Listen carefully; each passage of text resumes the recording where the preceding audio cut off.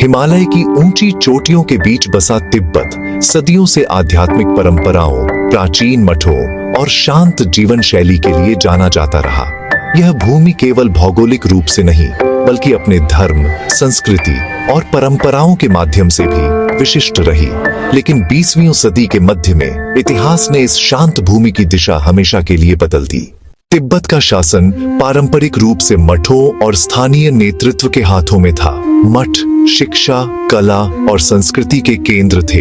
लोग धर्म और अध्यात्म के नियमों के अनुसार जीवन यापन करते थे। तिब्बत का यह अलगाव इसे लंबे समय तक बाहरी हस्तक्षेप से बचाए रखता था, लेकिन पड़ोसी देशों और ब्रिटिश शासन के साथ सीमित व्यापार और संपर्क भी थे।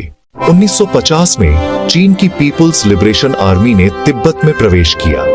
तिब्बती सेना छोटे और कमजोर होने के बावजूद प्रतिरोध करने लगी, लेकिन आधुनिक हथियारों और बड़े पैमाने पर सैन्य ताकत के सामने टिक न सकी। 17 पॉइंट एग्रीमेंट के तहत तिब्बत चीन के नियंत्रण में आ गया।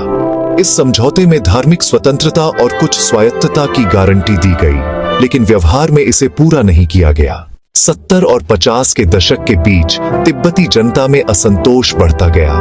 10 मार्च 1979 को हजारों लोग ल्हासा की सड़कों पर उतर आए। उनका उद्देश्य था अपने आध्यात्मिक नेता दलाई लामा की सुरक्षा करना, लेकिन यह विरोध जल्दी ही व्यापक संघर्ष में बदल गया। तिब्बती नागरिकों और पारंपरिक हथियारों के सामने आधुनिक सेना की ताकत भारी पड़ गई। सैकड़ों तिब्बती मारे गए और दलाई लामा हिमालय पार कर भारत में निर्वासन में चले गए।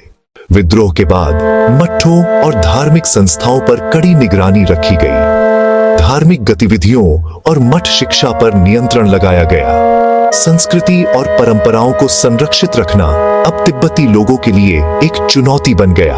धर्म, भाषा और सांस्कृतिक पहचान अब संघर्ष और संरक्षण का प्रतीक बन गए। भाषा तिब्बती पहचान का मूल है। हाल के वर्षों में शिक्षा और सरकारी नीतियां अधिकतर मंदारिन पर केंद्रित रही। युवाओं में अपनी मातृभाषा और सांस्कृतिक जुड़ाव धीरे धीरे कम होता गया। शहरीकरण और चीनी प्रवास ने शहरों में तिब्बतियों की स्थिति बदल दी और उन्हें अपनी ही भूमि में अल्पसंख्यक महसूस होने लगा। बीजिंग ने विकास और आधुनिकता के नाम पर सड़कें, स्कूल, अस्पताल और रेल लाइनों का निर्माण किया। तिब्बत के जीवन स्तर में सुधार आया, लेकिन इसका मूल्य संस्कृति और पहचान के नुकसान के रूप में चुका। तिब्बत की यह कहानी यह दिखाती है कि भौतिक विकास कभी भी सांस्कृतिक विरासत की जगह नहीं ले सकता।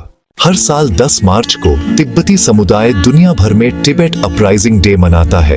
ये केवल संघर्ष की याद नहीं, बल्कि संस्कृति, पहचान और धैर्य का प्रतीक है। प्रवासी तिब्बती, धार्मिक समुदाय और अंतरराष्ट्रीय समर्थक इस दिन को प्रार्थना, स्मरण और जागरूकता के रूप में मनाते हैं।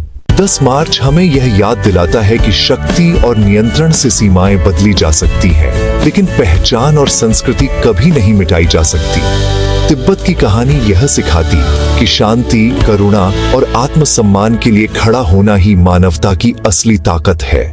संस्कृति और धर्म का संरक्षण हर पीढ़ी का जिम्मा है और 10 मार्च इसे याद दिलाने का दिन है।